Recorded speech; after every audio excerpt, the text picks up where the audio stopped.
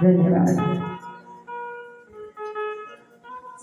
અમારી બેનની ખૂબ મોજ અનોખી છે. જ્યારે પણ ફોન કરીએ ને, જ્યારે પણ મારો ફોન આવે હું પણ કરું, એ પણ કરે, પણ ભગવાન સિવાયની બીજી વાત નથી. કારણ કે એને ભગવાન એવી લે લગાડે છે, હા, એવો આનંદ એને મેળવ્યો છે. આ આનંદ કોઈને મળતો નથી અને કોઈ આપે તો લેવાતો પણ નથી. આ તો જાતે જ કરવું પડે, જાતે જ લેવું પડે. હા, એટલે અમારા બામાં ઘણી વખતે કહે કે મારે આવું છે પણ આવતા નથી. એટલે બાએ એવું અહીંયા સાંભળ્યું છે કે અહીંયા કથા ચાલે છે અને કથામાં એવું કીધું કે ગુરુ ધારણ કરીએ ને તો સ્વર્ગે જવું. એટલે બા કહે મારા ઓલા કથાકાર છે ને એને જ ગુરુ બનાવો છો.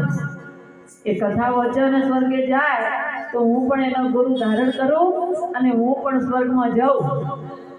હવે બાપુની કથા પૂર્ણ થઈ, એટલે બાપુને કથા પૂરી થઈ. એમને કીધું કે બાપુ મારા તમને ગુરુ ધારણ કરવા છે તો તમને ઘેર લઈ જવા છે. હા, તે તમારે ઘેર પણ આવીએ. શું કરવાના આવીએ?